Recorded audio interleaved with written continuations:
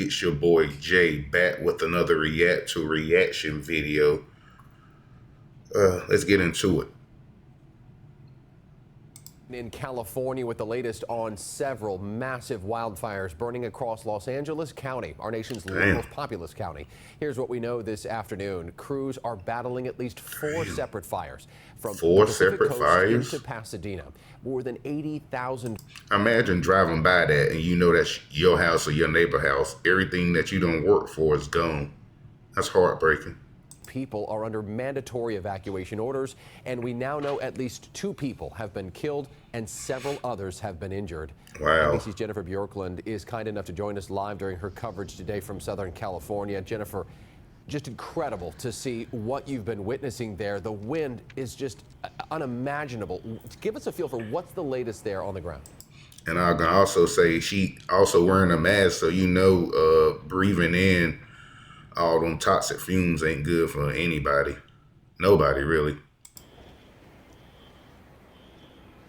It's been relentless for more than 24 hours, Jake. I can't even explain how fast and how strong and how gusty these winds are. They're COVID or fire all over again. I just thought about that. Because, you know, during COVID, we had to wear the mask. That's like COVID or fire all over again. Just a fire. So unpredictable. To give you an idea, we're standing at the corner of Sunset Boulevard and Pacific Coast Highway. So the ocean is right here. You can't see it. The sun is out. You can't barely see it. It's like being in the eclipse kind of during totality, where it's just this eerie, weird, dark cloud over the entire Los Angeles basin. Look at them flags blowing in the back. That wind is strong out there. Absolutely decimated. Yesterday and overnight, we saw flames coming down the mountain. It started at the top of the mountain, and people who are closer to the water felt that they were okay because water usually travels uphill. Well, this one, breaking all the rules, still the wind is blowing downhill. That's crazy. It actually came through the neighborhoods. Ain't nothing you can do about that. Area. Not even really urban interface, but just the city, and blew all the way over Pacific Coast Highway and into lifeguard stands and into structures on the other side of the street, on the ocean side.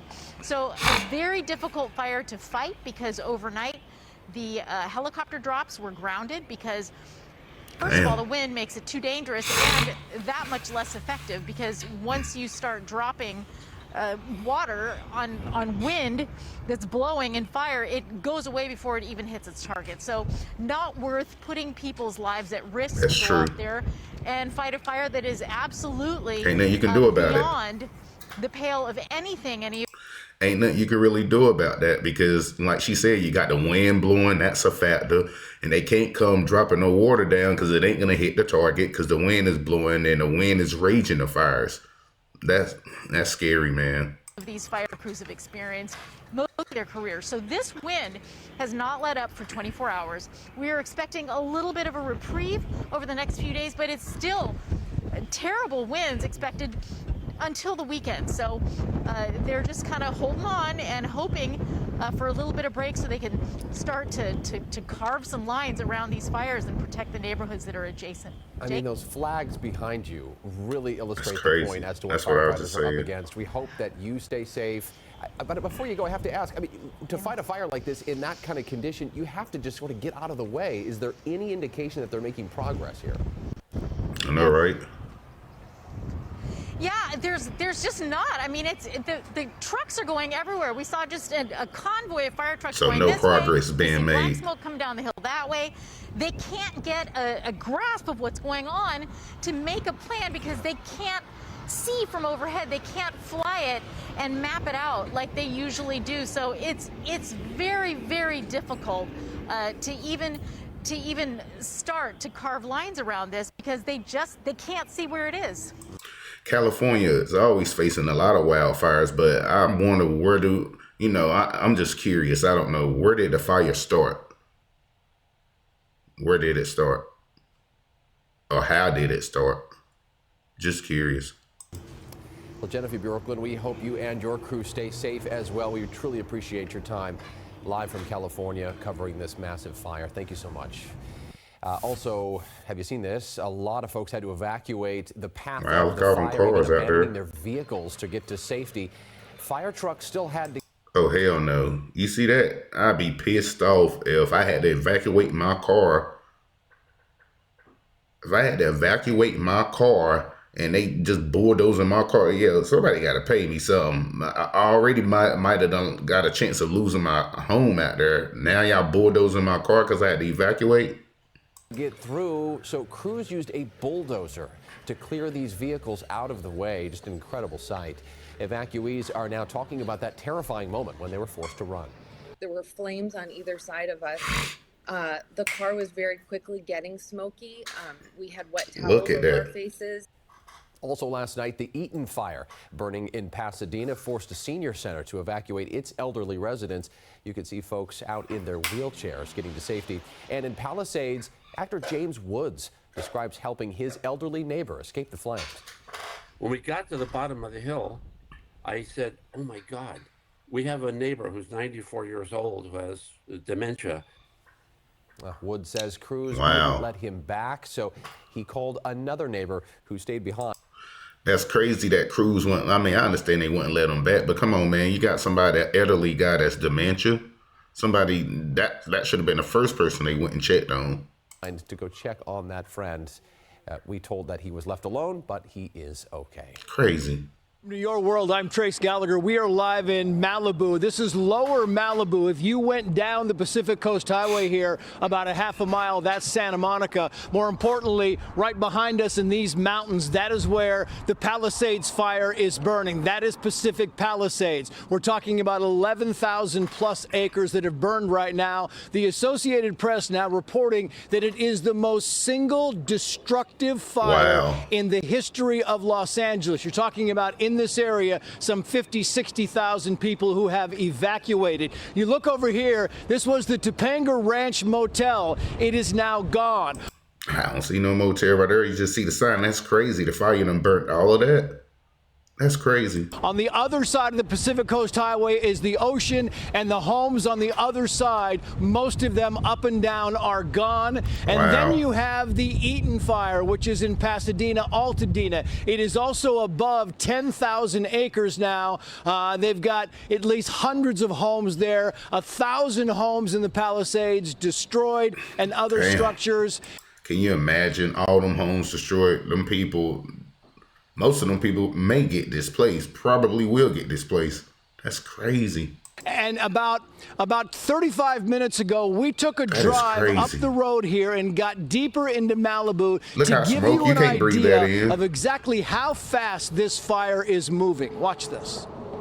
I want to give you an idea of how fast this fire was moving in the early hours. You see this hillside here, how it was burned all the way down. The winds were 70+ miles per hour. This is the Pacific Coast Highway. Right now we are in southern Malibu, just north of Pacific Palisades, that was devastated. Let's just let these fire vehicles go across and we'll walk across the road. So the fire came down this hill and then it crossed over Pacific Coast Highway. You can see some of the power lines here. This pole was burned in half, and as you walk over here, you can see the oceanfront homes here. This one is clearly still on fire.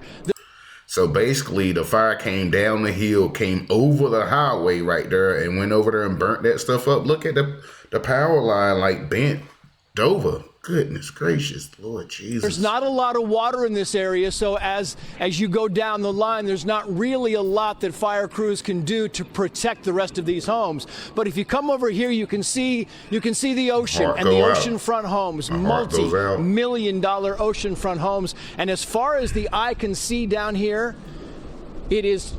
Well, you know, he said $1 million, so I'm pretty sure most of them people got insurance on that stuff, so they should be okay. Should be. It's not like the crisis that happened in Asheville, North Carolina, where a lot of those people got displaced, washed out of there, and they didn't have insurance like that, and it's a bad time there.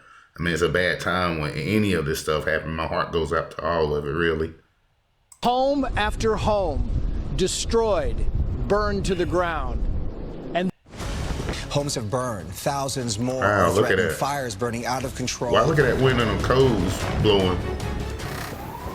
At this point, I'm just holding my breath. People dragging their suitcases, coming down the hill with their pets. One massive inferno after another.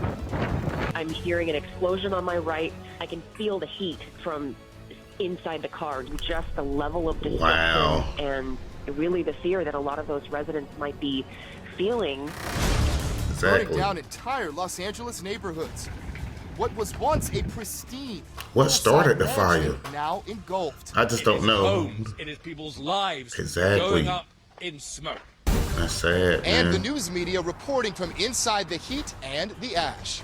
Oh my God. We are seeing ash. Can you imagine that? Driving through that? In the air. A close call for CNN's Natasha Chen in Santa Monica. Thankfully, we got out of there. Right. Whoa. Wow. Got hit by something there. And her colleague, Nick Watt, almost hit with flying debris in the Pacific Palisades. We're going to get back. And we right just watched this building just disintegrate, and a little part of that building nearly hit me there. We have seen multiple homes, Bob and Brooke, on fire right now, and you can see there are more homes here burning. Fox 11's Gigi Graciette was in the middle of it all. There are multiple burn patients. A lot of them were found on Pacific Coast Highway. Firefighters doing their best to burnt patients found on the highway. Wow. No, that's scary. Get from one home to another, facing multiple challenges. The biggest, of course, are these winds. They are pushing the ember. The ember cast is flying anywhere from 1 mile to 5 miles away. Wow. Abandoned cars. Cars eerily abandoned on the iconic Sunset Boulevard, looking like scenes straight out of The Walking Dead.